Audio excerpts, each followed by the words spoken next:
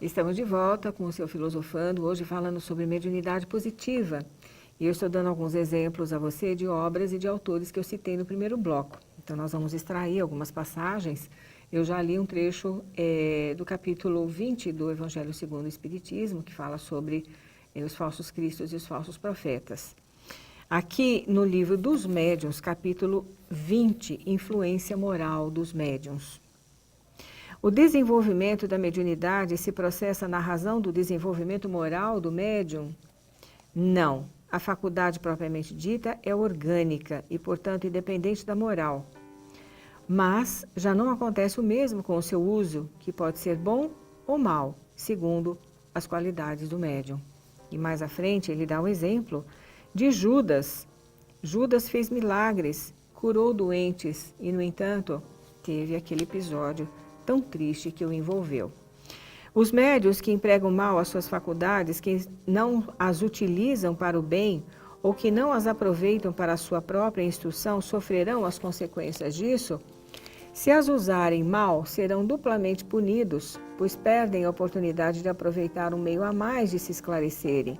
Aquele que vê claramente e tropeça é mais censurável que o cego que cai na valeta. Muito claro, não é? Todas as imperfeições morais são portas abertas aos espíritos maus, mas a que eles exploram com mais habilidade é o orgulho, porque é essa a que merece, ou melhor, é essa a que menos a gente se confessa a si mesmo, as pessoas se confessam a si mesmo, melhor dizendo aqui, não é? O orgulho tem posto a perder numerosos médiuns dotados das mais belas faculdades, que sem ele seriam instrumentos excelentes e muito úteis. Tornando-se presa de espíritos mentirosos, suas faculdades foram primeiramente pervertidas, depois aniquiladas, e diversos se viram humilhados pelas mais amargas decepções. E prossegue a análise do nosso Allan Kardec, mediante orientação dos espíritos superiores que cercaram de solicitude a codificação, bem como Allan Kardec e os seus companheiros da Sociedade Parisiense de Estudos Espíritas. Agora eu vou ler um trechinho a você do livro Mediunidade, Vida e Comunicação de José Herculano Pires, no capítulo 9, A Moral Mediúnica, e um outro pequeno trecho do capítulo 14, Mediunidade Prática. Vamos lá. A moral do médium determina o seu comportamento como criatura humana e regula as suas relações com os espíritos. A questão moral não surge da faculdade mediúnica, mas da sua consciência. Não se pode dizer que um médium entregue a práticas maldosas ou a objetivos condenáveis, contrários ao senso moral, não seja médium. Assim como há criaturas boas e más na terra, há espíritos maus e bons que com elas se afinam e se servem da sua mediunidade para fins maus ou bons. Daí você pode tirar suas conclusões. Se o médium sem moral se corrigir e passar a portar-se pelos seus princípios morais, passará a servir aos bons espíritos através da sua mesma mediunidade. Assim acontece com todas as faculdades humanas. O homem pode aplicar a sua inteligência para o mal ou para o bem, mas a sua inteligência é sempre a mesma, quer atue num ou no outro campo. A maldade da linguagem não depende da língua, mas da mente que a usa. O mesmo acontece com todas as faculdades humanas. Mais um pequeno trecho. A mediunidade prática é a prática mediúnica individual e permanente. Manter-se alerta ante o momento que passa, carregado de excitações sensoriais e rico de percepções espirituais. Esse estado de alerta não deve ser forçado, mas mantido com espontaneidade. Para termos, ou melhor, para estarmos mediunicamente alertas, basta não nos entregarmos à hipnose da matéria. Não nos apegarmos apenas à realidade exterior, percebendo ao mesmo tempo a nossa realidade interna. o fluir das ideias nossas e alheias pela nossa mente, sabendo distingui-las. Para isso, é claro que os princípios da consciência, vigias constantes do nosso modo de ser e, portanto, do nosso comportamento, devem ser bem definidos em nossa compreensão doutrinária. Tudo isso não é possível quando já nos entregamos à atuação de espíritos perturbadores ou às nossas próprias inquietações. Nesse caso, temos de recorrer aos trabalhos mediúnicos da prática comum num grupo em que a doutrinação seja praticada à luz do Evangelho. Quando assim nos livrarmos das interferências dos outros e de nós mesmos, voltando à normalidade, então poderemos colocar-nos nessa posição de permanente vigilância, que nos ajudará a manter a serenidade espiritual necessária. José Herculano Pires, o livro Mediunidade, Vida e Comunicação. Mais um pequeno grande livro, desta vez, Seara de Médiuns.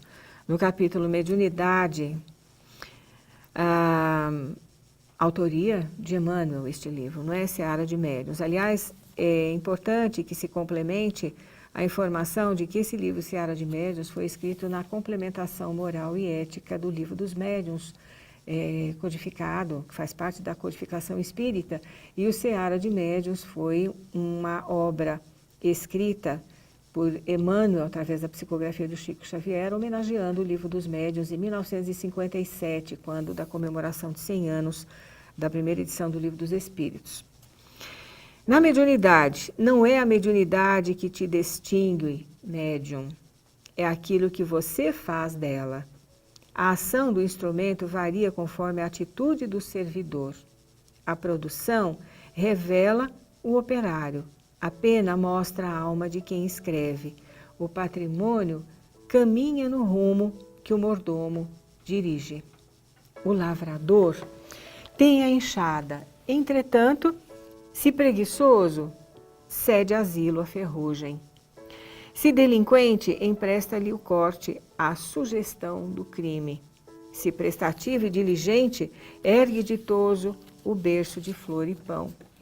O legislador guarda o poder, contudo, através dele, se irresponsável, estimula a desordem. Se desonesto, incentiva a pilhagem.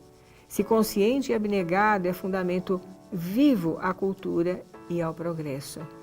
O artista, por sua vez, dispõe de mais amplos recursos da inteligência. Todavia, com eles, se desequilibrado, favorece a loucura. Se corrompido, estende a viciação. Se enobrecido e generoso, surgirá sempre como esteio a virtude. Urge reconhecer, no entanto, que acerca das qualidades e possibilidades do lavrador, do legislador e do artista na concessão do mandato que lhes é confiado, apenas a lei divina realmente cabe julgar. Todos nós, porém, de imediato, conseguimos classificar-lhes a influência pelos males ou bens que espalhem. Assim também na mediunidade, seja qual for o talento que te enriquece, busca primeiro o bem, na convicção de que o bem a favor do próximo é o bem irrepreensível que possamos fazer. Desse modo, ainda mesmo te sintas imperfeito e desajustado, infeliz ou doente, utiliza a força medianímica de que a vida te envolve, ajudando e educando, amparando e servindo, no auxílio aos semelhantes, porque o bem que fizeres retornará aos outros, ao teu próprio caminho, como bênção de Deus a brilhar sobre ti. Emmanuel. Agora a gente vai para uma pequena reflexão, não que não tenhamos feito reflexão, fizemos muitas, na verdade. A exposição desses trechos de livros recomendados serve realmente como nossa profunda reflexão quanto a determinados temas relacionados à mediunidade. Agora a gente vai no pequeno momento para o nosso momento de leitura.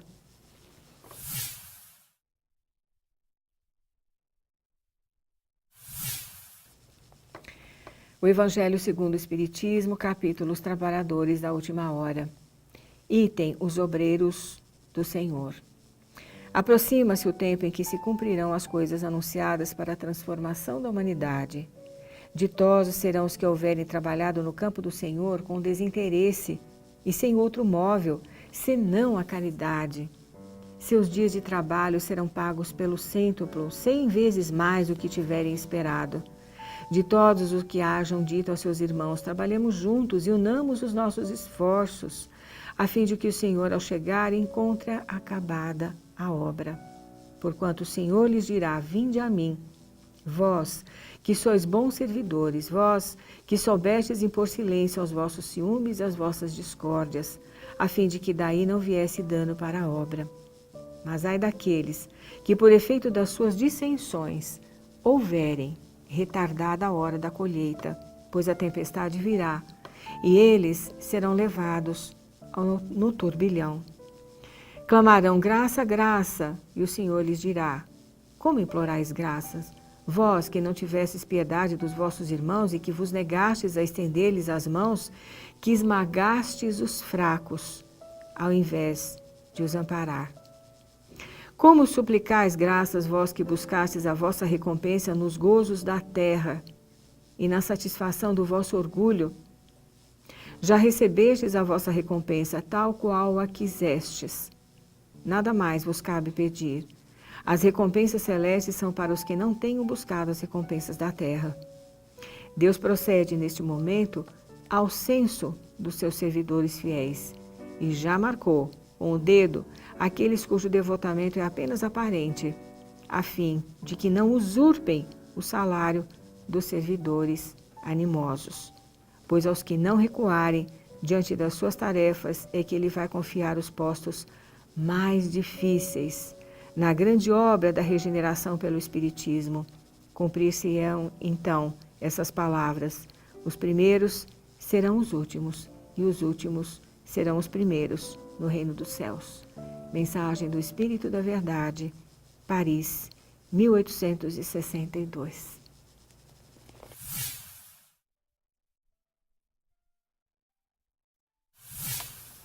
Como você bem viu, nós expusemos a você hoje, num programa um pouco diferente, algumas passagens do pensamento de criaturas, de espíritos encarnados e desencarnados, o Evangelho segundo o Espiritismo, que deve ser o nosso livro de cabeceira, Seara de Médiuns, juntamente com o Livro dos Médiuns, que deve ser o livro de cabeceira dos médiuns, e ainda o livro de José Herculano Pires, Mediunidade, Vida e Comunicação.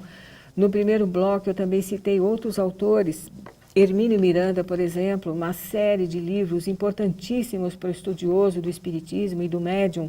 Por exemplo, Diversidade de Carismas. Hermínio de Miranda utiliza uma expressão de Paulo de Tarso, a Epístola aos Coríntios, quando ele fala dos carismas. Carismas nada mais são do que as mediunidades que cada médium porta e que desenvolve mediante o seu compromisso junto à espiritualidade, os seus deveres, as suas obrigações para com as leis divinas. Existe uma passagem no livro Seara de Médiuns, por parte de Emmanuel. Aliás, não é o livro Seara de Médiuns, é o livro que leva o seu nome, Emmanuel. É uma passagem muito interessante. Ele diz que os médiuns não são pessoas especiais. Os médiuns são pessoas altamente comprometidas, são pessoas que faliram nas suas vidas passadas. Portanto, essa falência implica numa renovação de vida, num comportamento mais adequado, que essa pessoa, antes de reencarnar, assumiu como compromisso para que pudesse ressarcir os seus compromissos para com as leis, para com o próximo, para com as pessoas que o cercam. Quando uma pessoa falha nessa missão, ela terá que recomeçar. Sabe-se lá de que forma, somente Deus poderá dizer, não é? Se nós nos atrevêssemos a dizer alguma coisa, nós seríamos muito atrevidos em estar tentando adivinhar qualquer coisa nesse sentido. Mas a relação da falência da tarefa, de uma atribuição de um médium, a falência dessa atividade mediúnica, é o médium que terá que responder posteriormente junto às leis divinas.